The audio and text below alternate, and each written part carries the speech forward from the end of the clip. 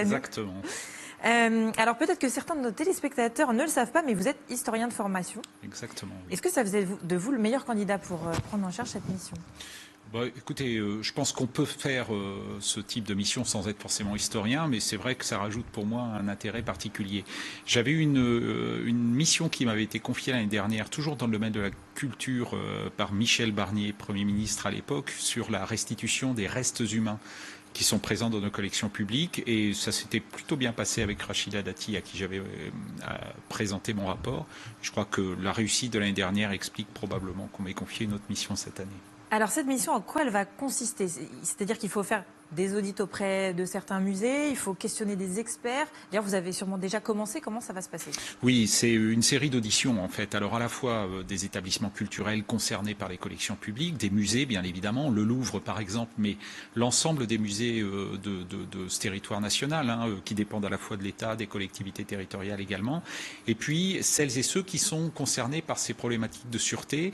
Au ministère de l'Intérieur, il y a aujourd'hui une brigade qui est spécialisée dans la lutte contre le trafic des biens culturels, gendarmerie, défense, parce qu'il y a des musées qui dépendent du ministère de la Défense, et puis évidemment le ministère de la Culture, parce qu'il y a une direction qui est chargée d'informer les établissements sur les meilleurs moyens de lutter pour améliorer leur sûreté. Parce que là, le musée du Louvre a remis le sujet au premier plan, mais finalement, c'est pas nouveau. Il y a régulièrement des vols dans certains musées. Je pense par exemple au domaine de Candé, qui s'est fait voler des tableaux. Oui, en effet, le musée Cognac-G. Alors, ça reste des pratiques, au fond, assez rares.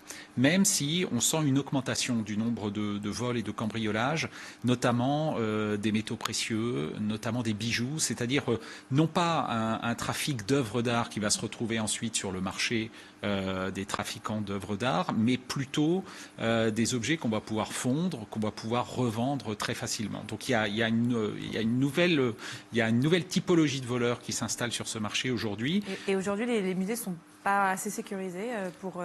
Alors, il y a des choses qui se font. Et une première partie de la mission consiste à faire un état des lieux, au fond, de ce qui existe. Donc, il y a un certain nombre d'acteurs qui sont déjà très allants sur cette problématique de la sûreté des musées.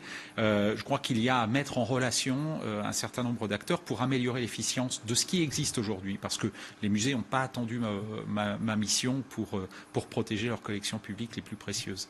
Le but, ça va être à terme d'en sortir des propositions d'amélioration ?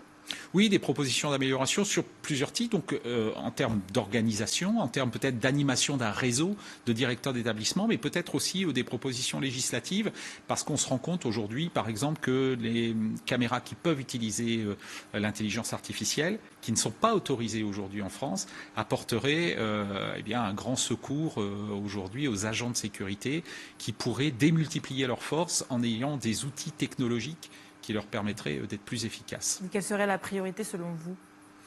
Alors, il y en a plusieurs. Il y a à la fois des propositions législatives et puis aussi probablement des propositions qui seront de l'ordre de l'organisation aujourd'hui, c'est-à-dire favoriser les contacts entre ministère de l'Intérieur, ministère de la Culture, faire en sorte ce qu'on a fait pour lutter contre les incendies. Aujourd'hui, il y a vraiment des plans de lutte contre les incendies qui concernent tous les établissements qui accueillent des collections publiques et des collections culturelles. Eh bien, je crois qu'il faut que la sûreté soit davantage prise en compte aujourd'hui par ces établissements. Et vous avez que jusqu'au 15 février pour faire cette mission.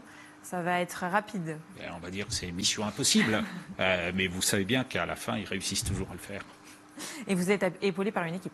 Oui, j'ai un préfet à ma disposition, 2 inspectrices générales des affaires culturelles et une inspectrice générale de l'administration. Donc j'ai une équipe renforcée pour qu'on aille vite et qu'on soit efficace.